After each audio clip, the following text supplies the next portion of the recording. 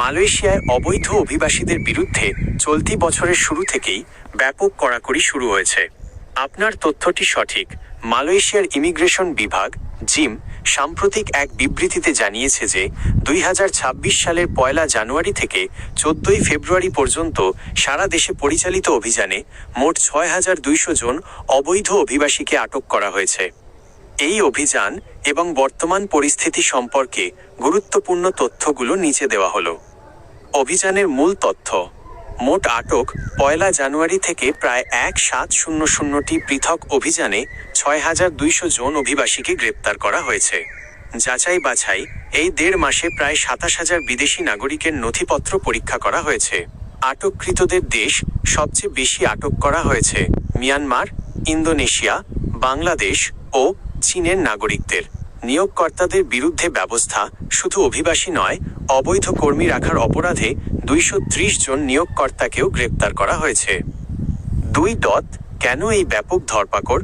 Immigration বিভাগের উপমহাপরিচালক লোকমান আফেন্দি রামলি জানিয়েছেন, মূলত নিচের কারণগুলোতে এই ব্যবস্থা নেওয়া হচ্ছে: ভিসার শর্ত লঙ্ঘন: অনেকের প্ল্যান্টেশন বা বাগান খাতের ভিসা থাকলেও তারা রেস্টুরেন্ট বা অন্য বাণিজ্যিক খাতে কাজ করছিলেন। মেয়াদ উত্তীর্ণ ভিসা: ভিসার মেয়াদ শেষ হওয়ার পরও দেশে অবস্থান করা। অবৈধ ব্যবসা: আসন্ন রমজান মাসকে কেন্দ্র করে অবৈধ অভিবাসীরা যাতে স্টল বা ব্যবসা পরিচালনা করতে না পারে সেজন্য নজরদারি বাড়ানো হয়েছে। 3.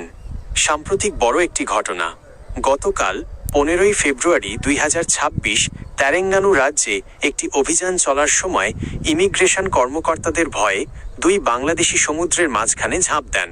প্রায় 2 ঘন্টা উত্তাল সমুদ্রে ভেসে থাকার পর ড্রোন ব্যবহার করে তাদের উদ্ধার করা হয়।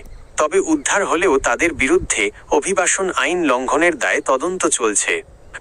সতর্কতা: মালয়েশিয়া সরকার জানিয়েছে, যারা সামাজিক visit pass, social visit pass ব্যবহার করে কাজ করছেন বা ব্যবসার সাথে জড়িত আছেন, তাদের উপর বিশেষ টাস্কফোর্স নজর রাখছে।